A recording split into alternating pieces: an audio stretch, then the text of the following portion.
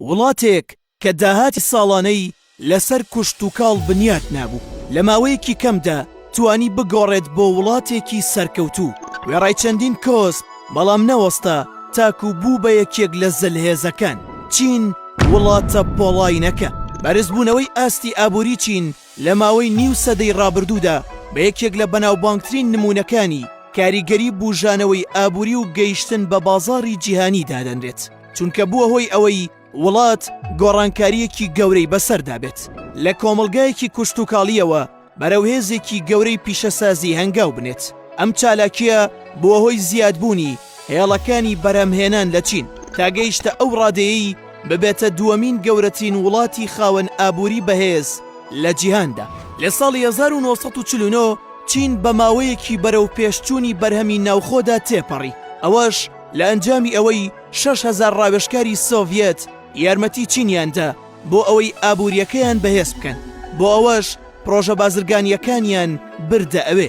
لە ئەنجامدا 156 پرۆژەی گەورەی سەرمایەداری دروست کرا کە لەلایەن سۆڤیەتەوە پاڵپشتی دەکران.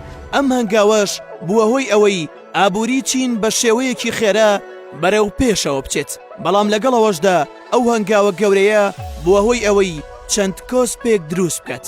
دواتر لە ماوەی ساڵانی 1962 تا 1966 ئەو کۆسپانە کەم کرایەوە. ئەمەش جارێکی تر هێڵەکانی بەرهەمهێنانی پێشکەوتنیان بە خۆیانەوە بینی. ئەم بارودۆخەش پێش ئەوە بوو کە شۆڕشی ڕۆشنبیری سەر هەڵبدات. ئەو شۆڕشەش خۆی لە خۆیدا گۆڕانکاریەکی گەورەی ئابووری لە چیندا دروست کرد، بە تایبەتی لە دوای کۆبوونەوەی پارتی کۆمۆنیستیەکان لە ساڵی 1970. ئەوەش ئەو ساتە مێژوویە بوو کە ئاڕاستەی ئابووری وڵاتی لە ئابووریەکی ناجێگیرەوە بۆ ئابووریەکی جێگیر گۆڕی و بووە بناغەیەک بۆ گەشەپێدانی. لە ئەنجامدا ڕێگە بە جوتیارەکان درا کە بەرهەمەکانیان لە بازاڕی ناوخۆدا بفرۆشن. لە دوای ساڵێک یاسایەکی نوێ پێشنیار کرا بۆ پرۆژە هاوبەشیەکانی چین و پشکە بیانیەکان. ئەوەش ڕێگەیدا بە سەرمایەداری بیانی بێتە ناوچینەوە تا ئابووری چین بەهێزتر بێت. وێڕایەوەی چین تا ناوەڕاستی هەشتاکان نرخەکانی سنووردار کردهبوو، بەڵام دواتر کەمتری کردەوە و ڕێگەیدا کۆمپانیاکان خۆیان قازانجەکانیان دیاری بکەن. ئەمەنگاوەش نەک تەنها یارمەتی بەرزبوونەوەی بەرهەمی ناوخۆیدا، بەڵکو ئاڵوگۆڕی پارە و ڕاکێشانی پارەشی زیاد کرد. بەو شێوەیەش ئەم چالاکیە بووە هۆی ئەوەی چین ببێتە ناوەندێکی جیهانی سەرەکی.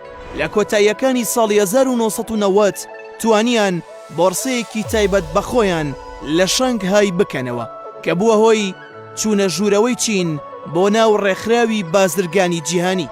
بەم هەنگاوانە چین بوو بەو زلهێزەی کە ئێستا یەکێکە لە زلهێزترینەکانی جیهان و هەمووان چاویان لەوەیە کە لە داهاتوودا دەبێتە یەکەم زلهێزی جیهان یاخودنە.